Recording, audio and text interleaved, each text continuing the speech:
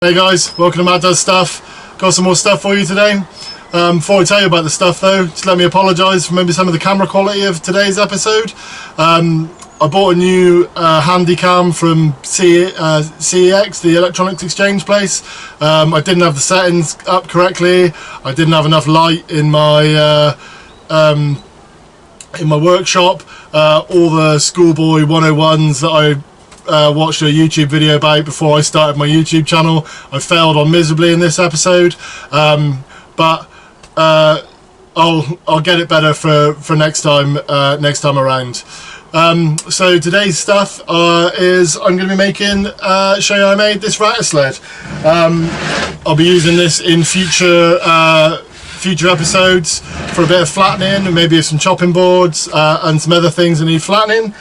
I made this out of some old skateboard bearings. I say old, some new skateboard bearings I bought off Amazon, and some stir spindles. So I'll show you how I did that in a minute, so stay tuned. But for now, as always, let's pop over to the kitchen because today I got some beef rib for you. See you in a bit.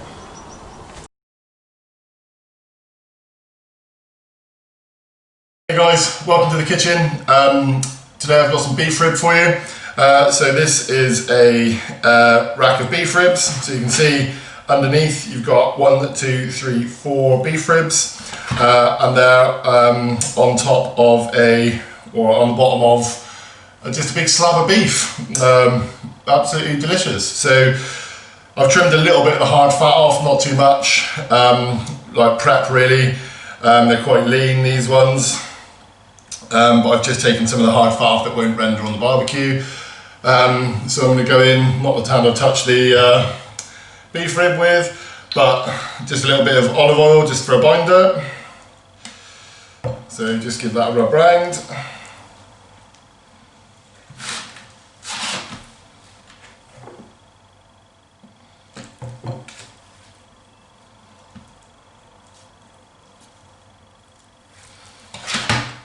Excellent.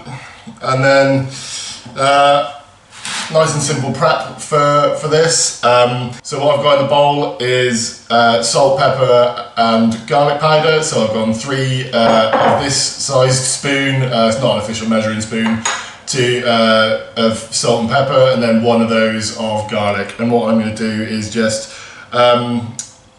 sprinkle that on, make sure it's all covered. Got my tray underneath, catching all the bits that fall off, but I should have put foil on it. Classic mistake, never mind. Just wash it later. So got quite a lot of salt and pepper on this. I think with beef it can handle quite a lot of seasoning, and all of this sort of rub just equals bark. So and bark is the good stuff.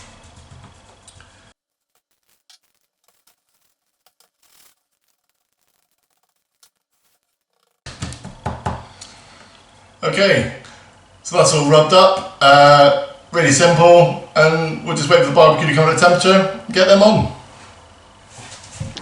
So before I took the lid off, the smoker was up to a temperature of 120. That's where I'm going to try and keep it for the duration of the cook, but the beef ribs are on. I'll probably spritz those every hour, but I'm going to get the lid back on now and just leave them until they reach a core temperature of 95. See you in a bit.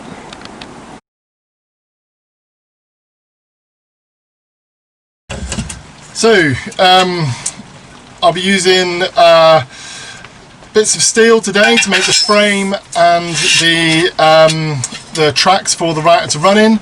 I will be also using some leftover stair spindles. So I use these, so these are actually banister rail spindles which I had left over. So I'll be using these to make the runners and just finish off the frame. And I've also got some some skateboard bearings. So these came off of Amazon for about £6. That's what they look like. They're £6 for 20 on Amazon, and I'm going to use those for well, just the bearing to make it roll on, so that it just rolls easier across the surfaces. Yeah, so that's the sort of main components. The writer that I'm using is this guy. It's a Katsu writer. You can get these on Amazon for about £35. Comes with a base and a guide.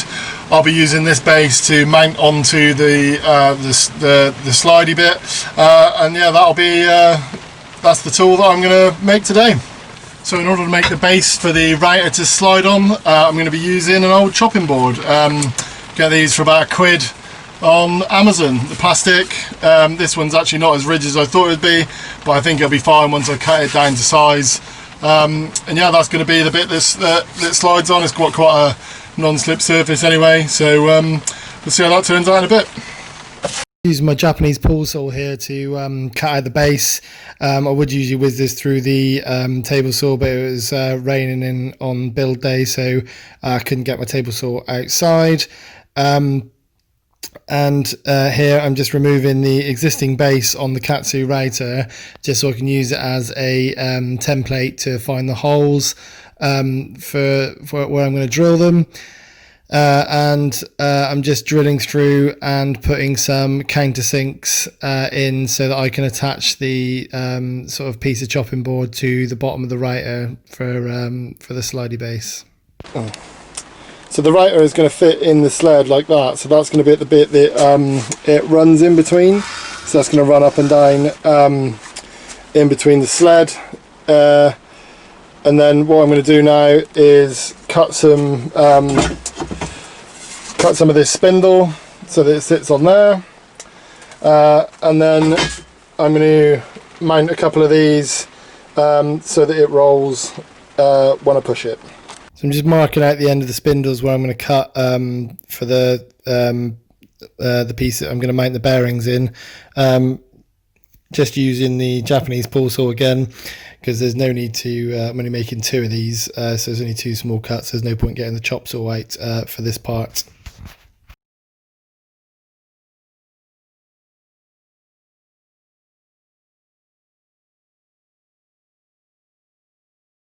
Here I'm just using the router to rat a channel out for the bearing to sit in on those bits that I've just cut.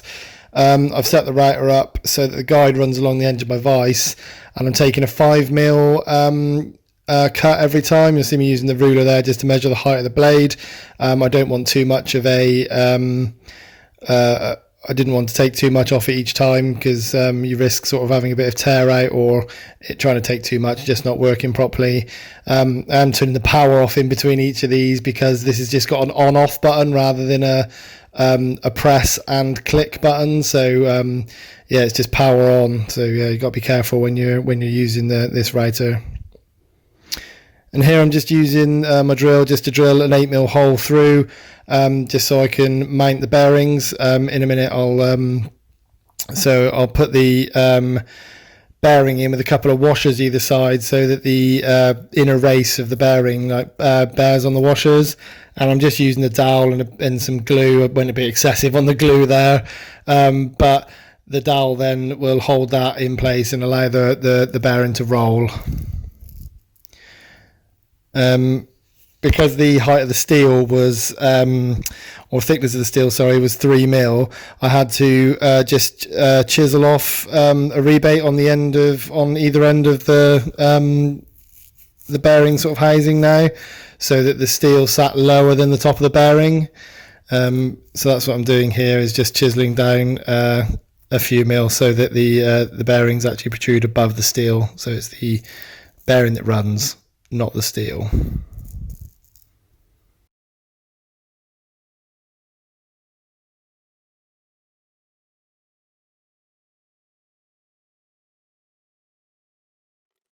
So finished recessing these down. I've taken these down a little bit further than I was originally anticipating, so they'll sit, so the metal actually sits lower than the wood, but that allows me to get the screw head like below the level of the bearing. So I'm just going to mark and drill these, and then I'll put it all together.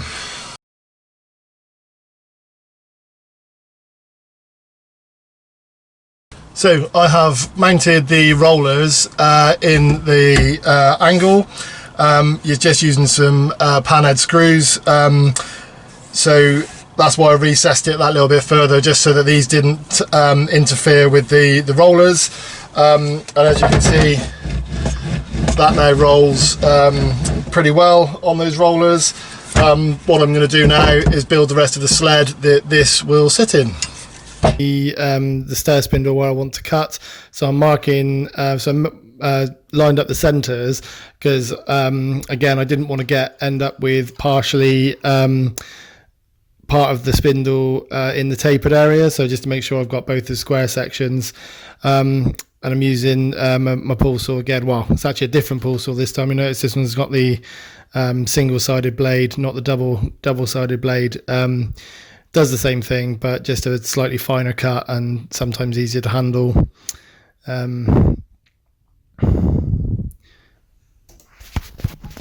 So basic router sled is complete. At the moment I've just got it mounted on some CLS to raise the height. I'm going to have to make some feet for it at some point, but that'll do for now. You can see I've got the rails connected to the spindles, just to keep it nice and rigid, and then this moves up and down in the middle. I have got a little bit more play in this than I'd originally, than I originally wanted.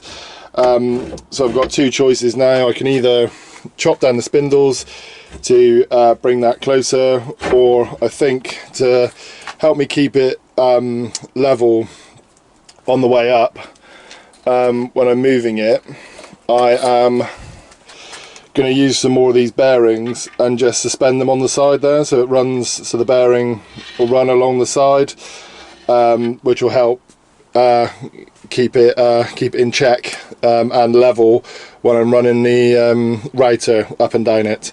So yeah, I'm going to get on with that. So as I said before, I've got a little bit too much play, or a little bit more than I'd like in the rails. So what I've done is I've made this. This is just two pieces of 9mm ply, screwed and glued together, and then I've drilled through and put some bolts on, and these bearings now are able to turn. And what that allows me to do is, when that's assembled, the bearings will run on the outside the rail, and that will keep the lateral movement in to a minimum, well, hopefully zero, and then it will just roll up and down as required in that direction. So I'm going to get that cut, glued and screwed to the rail, and then that'll be another good job done. So this is the underside of the roller track. You can see I've got the rollers mounted in the spindle there, in the channel, and then the other rollers just sit on this bit of ply, and that'll help stop the lateral movement. I probably could have cleaned up the steel a bit more, just to make it look a bit neater, but you won't ever see that because it'll be underneath. But yeah, pretty pleased with how that's turned out.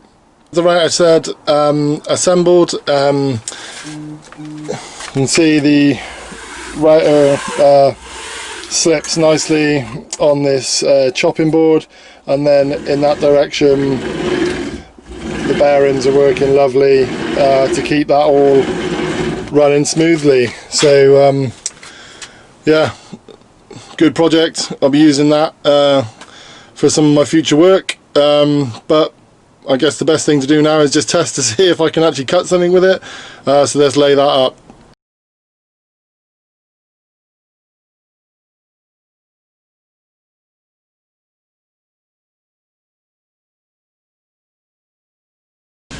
So that worked pretty well. I think I tried to take too many too much depth off in one go for the little hand trimmer, so I think I need to go across in like a few little passes. There's a couple of tool marks on there that you can see, but overall I am pretty happy with that.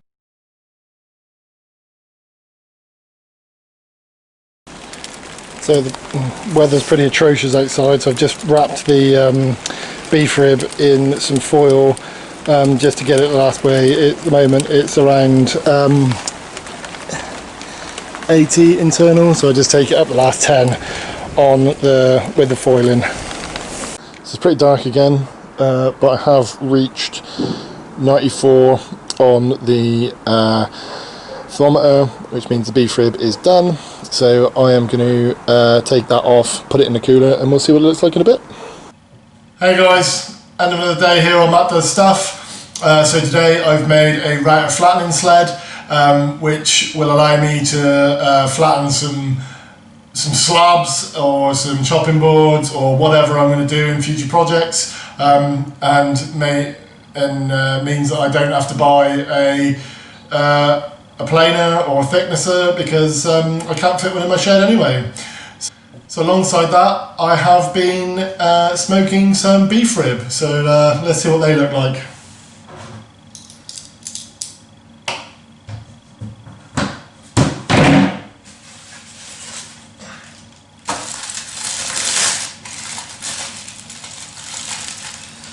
They certainly smell good.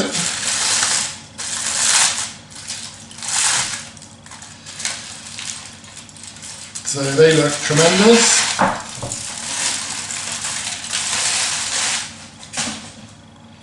So got a lovely bark on these. I had these going for about 7 or 8 hours maybe, but I'm just going to cut into one of these and see what's happening. I took these to 94 in the end, so they should be quite juicy.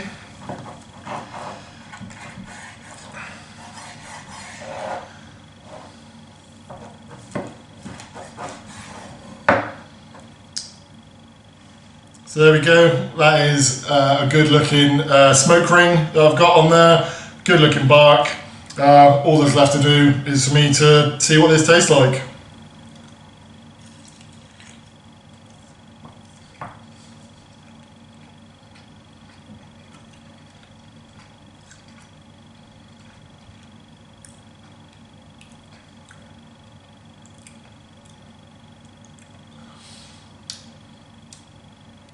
They are a little bit dry, but honestly, that is still mega tasty. Yeah, that bark on the outside is delicious. Kick from the pepper. Yeah, they are. Yeah, I'm enjoying those. So, I'm going to be pairing these with beer as always. So today the beer, it can be any beer, but today the beer is Space Hardware by Arbor.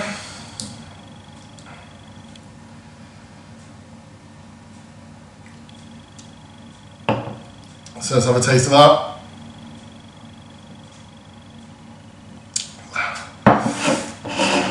Oh, that's a lovely little member of that. I'm going to get tucked into this. I'll see you next time.